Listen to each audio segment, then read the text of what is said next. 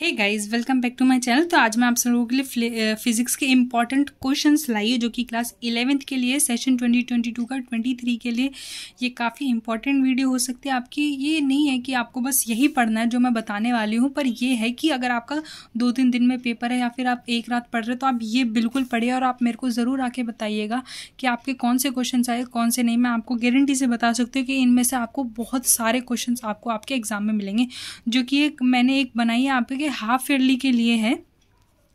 तो बिल्कुल मैंने इसमें चैप्टर नंबर 2 से चैप्टर नंबर 8 तक का किया जो कि आपकी हाफ ईयरली में। तो बिल्कुल बताती हूँ, आप पढ़ेंगे तो या आप अपने आगे के जो आपका फाइनल एग्ज़ाम होगा ये आपको उसमें भी हेल्प बहुत करेगा। तो आइए शुरू करते हैं, जो कि chapter number 2 unit and measurement में से आपके क्वेश्चंस ऑन डायमेंशनल होमोजेनिटी पे आते हैं। ये काफ़ी बहुत बार आ चुका है, जो कि जिसमें आपको मतलब डायमेंशन ए और बी फाइंड करना है। जैसे कि आपको ये दे दी है इक्वेशन, इसमें से जैसे एग्जांपल में मैं आपको बताऊं p plus A upon V square into V minus B is equal to R T. तो इसमें आपको जैसे बता दिया find the dimension of A and B. तो इसमें से आपको ए और बी का डायमेंशन ये आपको बताना पड़ेगा।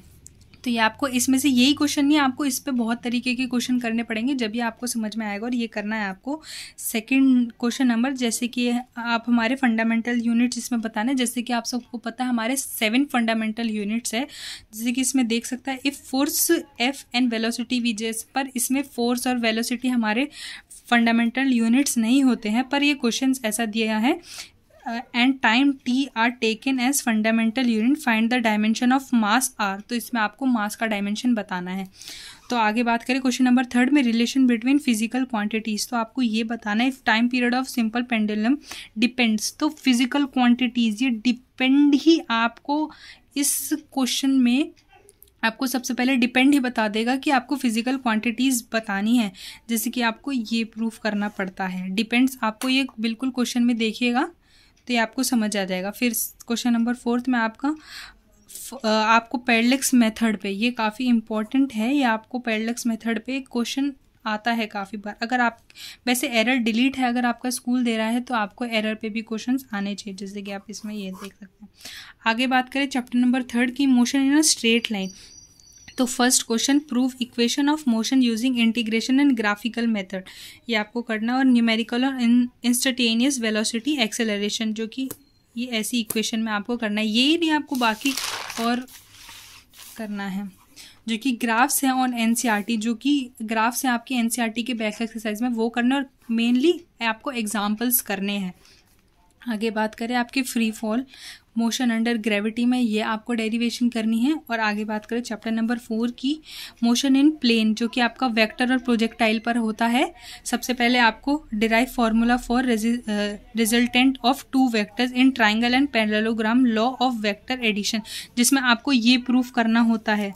ये देखिए आप, ये आपको प्रूफ करना पड़ता है। और क्वेश्चन नंबर 2 में proof that the path of a projectile is parabolic, ये आपका बहुत ही इम्पॉर्टेंट क्वेश्चन है, ये आप बिल्कुल करके जाइएगा। और ये इसमें हमको time of flight, maximum height and maximum range in projectile, ये भी आपके बहुत क्वेश्चंस में आता है। और ये आपको 4th reverse swimmer problem basic ये आपको करना है, ये आप एक बार नज़र डाल सकते हैं उस पर बस। और चैप्टर नंबर 5 की बात करें आपका लॉज ऑफ मोशन में से, ये जो आपका ये सबसे इम्पॉर्टेंट आपका है, जो कि आपको न्यूटन्स का सेकंड लॉ मोशन प्रूव और स्टेट करना है। क्वेश्चन नंबर 2 में आपको prove Newton's third law using conservation of momentum, ये भी करना है। Prove conservation of linear momentum using Newton's third law, ये। और ये भी 4th नंबर आपका बहुत इंपॉर्टेंट है। एंगल ऑफ रिपोज, जो कि आपको बताना, जो कि म्यू इजिकल्स टू 10 थीटा होता है, ये आपको बताना होगा। और आगे बात करें 5th की, तो what is angle of friction, prove them. Angle of friction is equal to the tangent of coefficient of friction, ये आपको ये पढ़ना है। आप मैं बोलूँ तो आप जितने मैंने आपको बताई अगर आप कर लेंगे तो आपके काफ़ी अच्छे मार्क्स आ जाएंगे। वहीं आगे बात करें क्वेश्चन नंबर 6, जो आपकी पुली प्रॉब्लम्स होती है, जो कि इस डायग्राम पे बेस्ड होती है, ये आपको करनी है।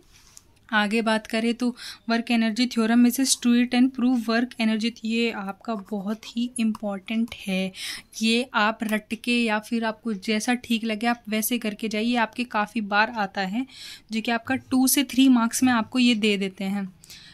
सेकेंड में prove that the mechanical energy of freely falling body is conserved, ये भी जिसका डायग्राम आप ऐसे देख सकते हैं, ये आपको बिल्कुल आपको प्रूफ करना है, ये भी बहुत इंपॉर्टेंट है आपके लिए। और थर्ड तो आपके लिए इस पे तो जितने स्टार लगाऊं उतने कम हैं ये आपके लिए, जैसे कि आप prove relative velocity of approach is equal to relative velocity of separation before and after collision, जिसको मैं आपको ये प्रूफ करना होता है। और वही बात ये भी बहुत इंपॉर्टेंट है जिसमें आपको U equals to half kx² proof करना पड़ता है, जिसमें आपके स्प्रिंग में पोटेंशियल एनर्जी स्टोर्ड होती है, वो आपको करना है। आगे बात करूँ चैप्टर नंबर 7 की सिस्टम ऑफ पार्टिकल, इसमें काफ़ी बच्चों को वैसे प्रॉब्लम होती है, तो मैं आपको बताऊँ आप ये कर लीजिए तो आपको बहुत सही रहेगा। State and proof parallel axis theorem, ये आपको काफ़ी इंपॉर्टेंट है, ये काफ़ी एग्जाम्स में आई है, हाफ ईयरली लो आपका या फिर पीरियोडिक एग्ज़ाम लो और आपके फाइनल एग्ज़ाम में ये सब बहुत आया है। State and proof perpendicular axis theorem, ये भी बहुत इंपॉर्टेंट है। और आगे बात करें क्वेश्चन नंबर 3, आपको मोमेंट ऑफ इनर्शिया निकालना है ring, disc, sphere and cylinder का, ये relation between torque and angle, ये भी बहुत इंपॉर्टेंट है आपके लिए, जिसमें आपको प्रूफ करना पड़ता है। ये mu equals to I equals to lambda और ये ओमेगा वाला, ये बस एक मार्क्स के लिए आपको बताना पड़ेगा।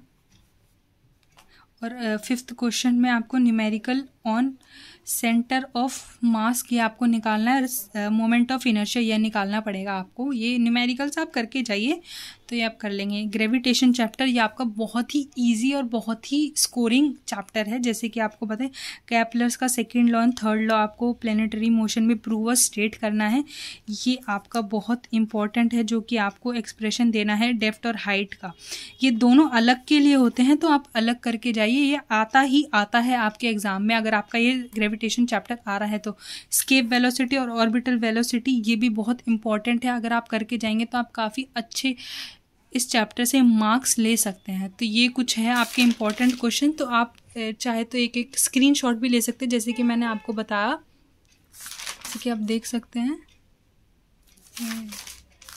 जैसे कि आप देखिए, पसंद आए तो प्लीज़ लाइक सब्सक्राइब कर दें। Thank you so much. और अगर आप चाहते हैं मैं इसी तरह और सब्जेक्ट्स पे या कुछ बनाऊं या फिर इनके आपको सॉल्यूशंस दूं तो प्लीज़ कमेंट में मेरे को ज़रूर बताएं। Thank you so much.